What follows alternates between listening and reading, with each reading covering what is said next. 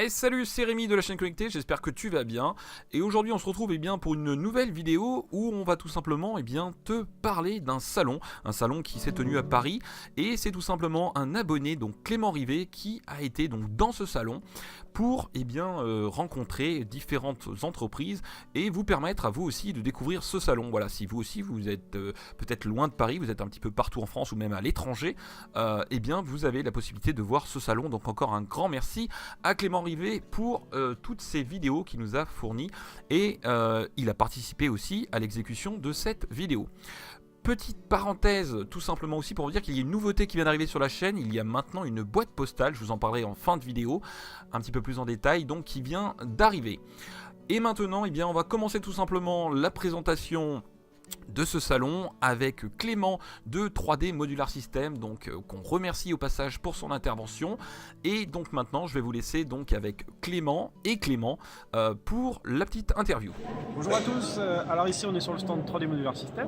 Moi c'est Clément, cofondateur avec Nicolas, que vous croisez souvent sur la chaîne. Aujourd'hui on présente différentes machines, parce qu'on est sur un salon spécialisé dans la fabrication additive. Et nous on a des machines à la fois pour particuliers et pour professionnels. La première machine qu'on a ici c'est la Scalares. On va avoir un volume classique de 20 par 20 par 20 cm. Ce qu'on va avoir d'intéressant, c'est un plateau chauffant en 220 volts, donc on alimente séparément, comme tous nos plateaux chauffants, mais il va permettre de chauffer très rapidement et 60 degrés on va les atteindre en 30 secondes. Et surtout on peut en monter jusqu'à 130. Donc on pourra faire de l'ABS, on pourra faire du flexible, du chargé bois, carbone, voilà, tout va pouvoir tenir dessus. Donc petite machine mais avec de grandes auditions.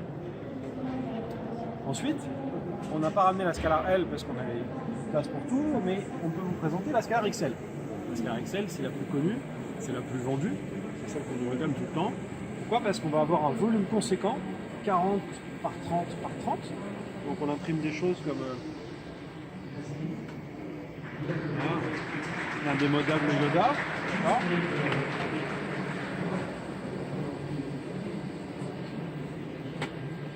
Donc sur un volume important. Toujours le plateau chauffant en 220, ce qui n'est pas courant finalement dans le monde de l'impression 3D, mais ça va permettre de chauffer pareil à des températures. On peut choisir son fil.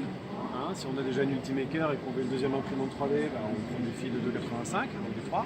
Et puis si on n'en a pas et qu'on veut les couvrir, autant partir sur une 75. Comme ça on est compatible les deux. Ensuite, ce qu'on a ici, qu'on n'a pas toujours visible, c'est le 3D Tox.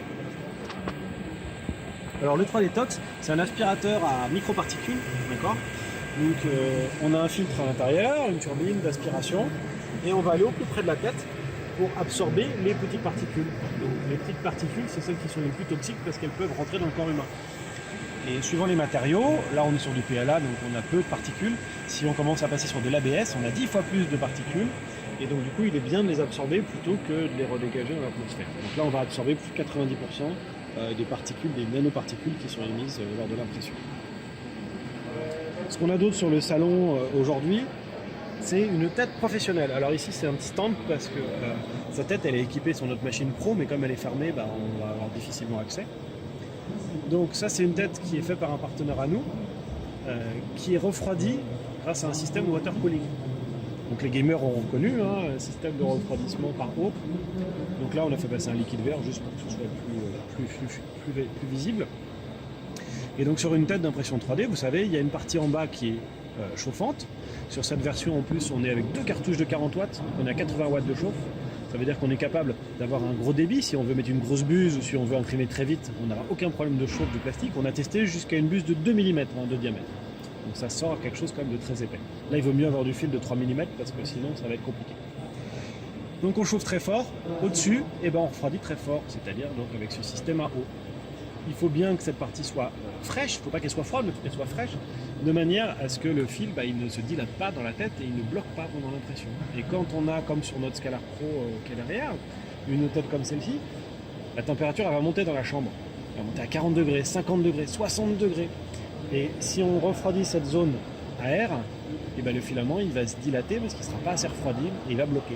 Alors avec ce système-là, la tête va permettre de pousser le fil sans que ça se bloque. D'accord. Et en termes d'entretien sur ces systèmes-là, On est comme sur du watercooling de PC. Tout ce qui est plus classique. Ouais, y a rien Voilà, on change le liquide tous les ans. Et il y a puis, rien de différent.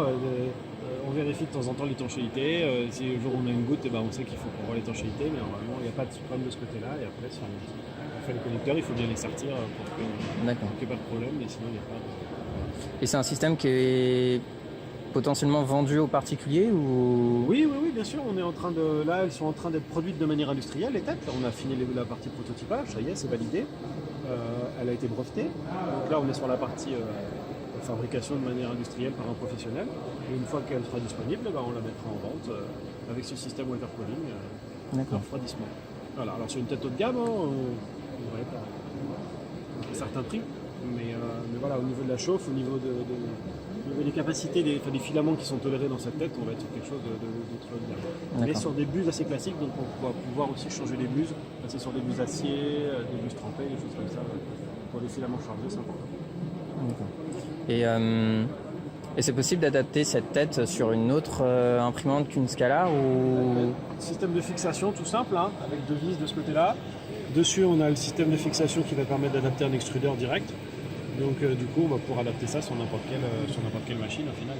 D'accord, ouais, on a juste à imprimer, se concevoir une petite... C'est d'être évolutif et modulaire. Donc on est déjà dans l'idée que nous, on puisse accepter plein de têtes différentes. Donc du coup, la tête, c'est pareil, elle a été pensée pour pouvoir s'adapter sur différents supports de n'importe quelle machine. D'accord. Et le filtre aussi, il est disponible pour les... Alors le filtre, il est déjà disponible depuis le mois de janvier. Là, on a un support d'adaptation qui est même réglable en hauteur pour les Scala. D'accord. Et on a déjà un support disponible pour les Vortrax, on est en train de travailler dessus pour les CR10 et on a pas mal de demandes aussi pour des Ultimakers. Donc voilà. L'idée sur ce produit-là, s'il vous intéresse, c'est de nous contacter et nous, on va travailler avec vous ensemble pour l'adapter à la machine que vous avez. D'accord. Bien, merci Clément. Merci à toi. Et puis à bientôt. À bientôt. Bonjour, c'est Clément Rivet, un abonné de la chaîne Connectée. Je vais vous présenter maintenant TCN, une entreprise qui vend des colorants et des bains chauffants pour colorer vos impressions 3D à partir d'une impression blanche par exemple, ou même en couleur.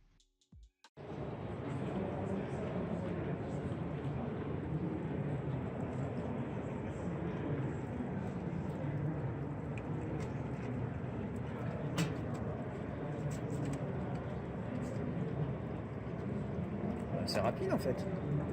Là, vous n'êtes pas encore pour un beau noir, il faudrait 5-10 minutes. Mais oui, plus vous laissez longtemps, plus ça va être foncé.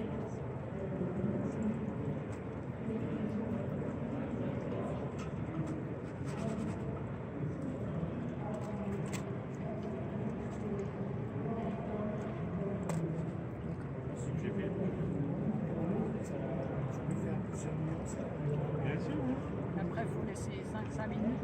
Vous arriverez à des noir. Et le produit, enfin les vapeurs qu'on inhale. C'est mieux d'avoir une aspiration quand même au-dessus pour aspirer les vapeurs d'eau et aussi de solvant, c'est sûr.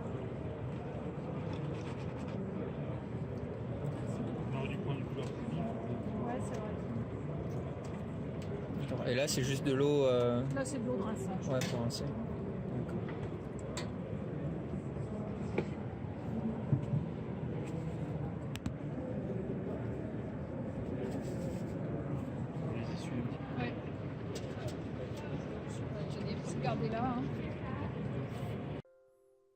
Et voilà le résultat. N'hésitez pas à nous dire dans les commentaires comment vous avez trouvé cette méthode pour colorer tout simplement une pièce en impression 3D.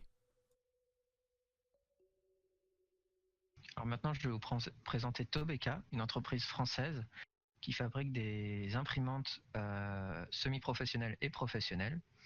Donc ici, vous avez eu une très grosse imprimante qui, de mémoire, fait 60 au cube en termes de volume d'impression, qui a la particularité d'être entièrement carénée, et elle inclut, c'est la première fois que je vois ça, elle inclut un petit chauffage sous le logo Tobeca. Il y a un chauffage comme on peut avoir à la maison qui chauffe l'enceinte jusqu'à 160 degrés. Donc ça permet d'imprimer des pièces extrêmement techniques avec des filaments qu'on croise pas souvent, et voilà.